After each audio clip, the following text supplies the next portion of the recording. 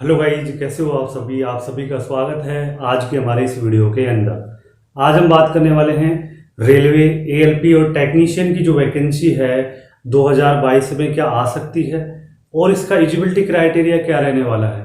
और अगर आप इसकी वैकेंसी की प्रिपरेशन कर रहे हो तो 2018 के अंदर इसकी जो कट ऑफ रही थी वो क्या रही थी, कहाँ कहाँ पर ज़्यादा इसकी कट ऑफ देखने को मिली थी। जो नए विद्यार्थी हमारे इस वीडियो को फर्स्ट टाइम देख रहे हैं, आप सभी के लिए आज का ये वीडियो है। एज लिमिट, योग्यता, इसके अंदर सिलेबस क्या रहेगा और इसमें फॉर्म फीस क्या रहेगी, एलिजिबिलिटी क्राइटेरिया क्या रहेगा और जो मेन है कि ये वैकेंसी कब तक आपको देखने को मिलेगी और कब इसका जो ऑफिशियल नोटिफिकेशन है वो आपके पास पहुंचेगा। इन सारी चीज़ों के ऊपर आज का हमारा ये वीडियो है, तो आप इस वीडियो को शुरू से लेकर लास्ट तक देखिए। वीडियो के अंत तक आपको इस वैकेंसी के बारे में, दोनों वैकेंसियों के बारे में पूरी जानकारी मिलने वाली है। तो गाइस चलिए हम बात कर लेते हैं जो वैकेंसी है उसके बारे में। रेलवे एएलपी और टेक्नीशियन की जो वैकेंसी है, तो ये दो वैकेंसियां हैं इसके अंदर, टेक्नीशियन की और एएलपी की। तो गाइस अब इसके अंदर पद को लेकर बड़ा डिस्कशन हो रहा है कि पद कितने रह सकते हैं नई वैकेंसी के अंदर। देखिए, ऑफिशियल तौर पर कोई भी अभी घोषणा ऐसी नहीं हुई है जिसके अंदर बताया हो कि इतने पद रहने वाले हैं, लेकिन एक आकलन के अनुसार हमने इसके जो पद हैं उनका काउंटिंग की है कि इसके पद हैं जो इस बार इतने रह सकते हैं। तो कितने रह सकते हैं वो? लगभग 35,000। मैंने कुछ वैकेंसियों का, यानी पिछली जो वैकेंसी है उनके आधार पर मैंने कुछ कैलकुलेशन किया है, तो मुझे इतने लगते हैं कि इतने पद आ सकते हैं आने वाले समय के अंदर, जब भी आए। अब इसकी जो अप्लाइंग डेट है वो हम बाद में बात करेंगे, अभी थोड़ी देर रुककर। अब इसमें एज लिमिट आपकी क्या रहने वाली है, यानी आप इसमें कौन कौन सी वैकेंसी के अंदर क्या क्या एज लिमिट रहने वाली है। यूआर कैटेगरी वालों की एज मांगी जाएगी 18 से 30 साल, और जो ओबीसी एससी एसटी कैटेगरी वाले हैं उनको क्या है, रिलैक्सेशन मिल जाएगा। ओबीसी वालों को 3 साल का, एससी एसटी वालों को 5 साल का, तो इनकी 35 हो जाती है और ओबीसी वालों की 33 हो जाती है। तो ये आपकी एज लिमिट इसके अंदर मांगी जाएगी। अब फॉर्म फीस आपकी क्या रहेगी उसके बारे में बात कर लेते हैं। देखिए, फॉर्म फीस आपकी रहेगी जनरल ओबीसी वालों की तो 500 रुपये, और जो एससी एसटी कैंडिडेट्स हैं उनकी 250 रुपये रहेगी, और जितने भी फीमेल कैंडिडेट्स हैं उनकी रहने वाली है 250 रुपये मात्र। तो ये आपकी फॉर्म फीस है। और अगर आप फॉर्म जैसे भर देते हो, उसके बाद अगर उसमें आप करेक्शन कराना चाहते हो तो उसके लिए भी 100 रुपये आपको पे करने होंगे, इसके बाद आप करेक्शन करा सकते हो। तो ये सारा आपका फॉर्म से रिलेटेड जानकारी।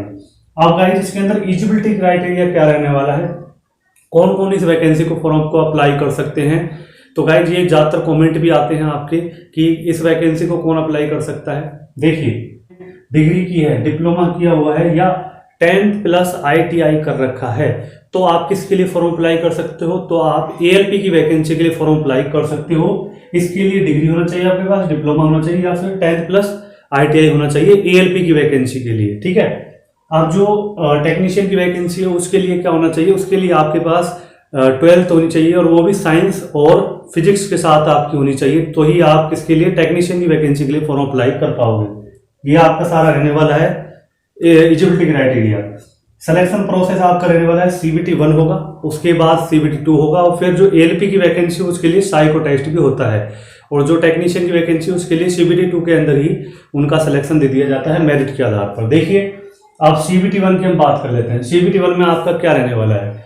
CBT 1 के अंदर 75 मार्क्स का रहने वाला है आपका, और 60 मिनट आपको दिए जाएंगे उसको सॉल्व करने के लिए। इसमें रीजनिंग रहने वाली है 20 नंबर की, मैथ रहने वाली है आपकी 20 नंबर की, और साइंस आपकी 25 नंबर की, करंट अफेयर्स आपका रहने वाला है 10 नंबर का, और इसके अंदर आपको छोटा मोटा कंप्यूटर का भी देखने को मिल सकता है। तो ये आपका CBT 1 का क्या है, सिलेबस है। और गाइज CBT 2 के अंदर क्या होगा, आपके 2 एग्जाम होंगे, एक तो होगा आपका जो सिलेबस वाइज और एक होगा आपका ट्रेड वाइज। तो पहले सिलेबस में आपका क्या आएगा, मैथ आएगा, रीजनिंग आएगा, general awareness, current affairs, science और इंजीनियरिंग, ये एक अलग सब्जेक्ट इसमें जुड़ जाता है CBT 2 के अंदर। ये दोनों का सेम होने वाला है, यानी जो एएलपी की वैकेंसी के लिए देंगे उनका भी, और जो टेक्नीशियन की वैकेंसी के लिए देंगे उनका भी। उसके बाद जो रिलेटेड ट्रेड, यानी जो CBT 2 होगा उसके अंदर टेक्नीशियन वालों का तो मेरिट के आधार पर सिलेक्शन मिल जाएगा, लेकिन जो एएलपी वाले हैं उनके लिए रिलेटेड ट्रेड है जो, यानी जैसे अगर आप मैकेनिकल से हो, इलेक्ट्रिकल से हो, तो उसके लिए अलग से आपसे क्वेश्चन पेपर कराए जाएंगे, तो वो आपका रहने वाला है रिलेटेड ट्रेड। उसके बाद फिर आपका जो एएलपी की वैकेंसी के लिए फॉर्म अप्लाई करा है जिन्होंने, उनका साइको का टेस्ट होगा, तो फिर उसके बाद फिर आपकी मेरिट के आधार पर आपका सिलेक्शन दे दिया जाता है। चलिए अब हम बात कर लेते हैं जो मेन है, इसकी जो प्रीवियस ईयर की कट ऑफ रही थी वो क्या रही थी। आपको जानना जरूरी है, क्योंकि अगर आप इस वैकेंसी के लिए फॉर्म अप्लाई करोगे तो आपको क्या है, दोबारा भी आपको पेपर देना होगा इसका। तो उसकी जो कितनी प्रिपरेशन आपको करनी होगी ताकि आपका इसमें सिलेक्शन हो पाए। तो चलिए मैं बात कर लेता हूँ इसकी जो प्रीवियस ईयर की कट ऑफ है उसके बारे में। पहले मैंने लिखा हुआ है अहमदाबाद। अहमदाबाद जो जोन है उसकी कट ऑफ क्या रही थी पिछली बार 2018 के अंदर। देखिए जनरल कैटेगरी वाले जो हैं उनकी क्या रही थी उसके बारे में हम बात कर लेते हैं। तो इसमें जनरल कैटेगरी वालों की रही थी 52.81, ये कुछ रही थी जनरल कैटेगरी वालों की। ओबीसी कैटेगरी वालों की इसमें रही थी 41.92 और एससी कैटेगरी वालों की इसके अंदर रही थी कट ऑफ 32.13। तो ये इसके अंदर रही थी। और जो अजमेर जोन है इसके भी कट ऑफ काफ़ी हाई गई थी पिछली बार 2018 के अंदर। तो देखिए इसके बारे में बात कर लेते हैं। इसके जो अनरिजर्व कैटेगरी है यानी जो जनरल कैटेगरी है उनकी गई थी 65.80। ओबीसी वालों की गई थी 48.67। एसटी कैटेगरी वालों की गई थी इसके अंदर 25.16। तो गाइज ये अजमेर जो जोन है उसकी कट ऑफ रही थी। और अब हम बात कर लेते हैं जो कोलकाता जोन है उसके बारे में। देखिए इसकी जो यूआर कैटेगरी है अनरिजर्व कैटेगरी उनकी गई थी 57.053। ओबीसी वालों की जो इसमें रही थी वो रही थी इसके अंदर 38।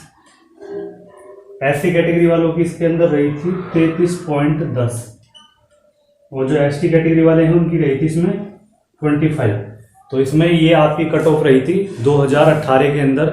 तो ये हमने आपको इसके साथ ही बता दिया है पूरे एलिजिबिलिटी क्राइटेरिया के साथ, ताकि आपको इसमें थोड़ा सा पता चल जाए कि कितनी इसकी कट ऑफ रहती है हर बार। तो लगभग इतनी ही रहती है और फिर वो जो कंपटीशन के आधार पर इसमें चेंज होता रहता है। कई बार ज़्यादा भी हो जाती है किसी जोन से, कई बार कम भी हो जाती है।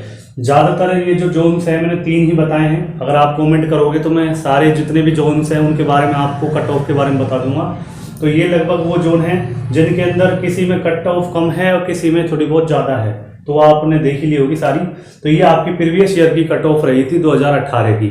तो अब हम जो मेन मुद्दा है इसका कि इसकी जो फॉर्म डेट है, इसकी जो ऑफिशियल नोटिफिकेशन है कब तक आ सकती है, इसके फॉर्म आपसे कब अप्लाई करवाए जाएंगे। देखिए मैं आपको पहले ही बता देता हूँ, ये जो वैकेंसी है लगभग 3-4 साल के गैप के अंदर हर बार आती रहती है। जैसे 2000 पहले आई थी, 2013 के अंदर आई थी, फिर 18 में आ चुकी है। अब इसके बाद अब 4 साल इसके कंप्लीट होने ही वाले हैं। तो आप लगा सकते हो लगभग 2022 या फिर हो सकता है कि 2023 के अंदर ये वैकेंसी आपको देखने को मिले। लेकिन मैं आपको एक एक्सपेक्टेड मंथ बता देता हूं, अगर इस महीने के अंदर ये वैकेंसी आपको देखने को मिल जाएगी तो शायद ये आ सकती है, अन्यथा ये वैकेंसी है आपको शायद 2023 का आपको ये देखने को मिलेगी।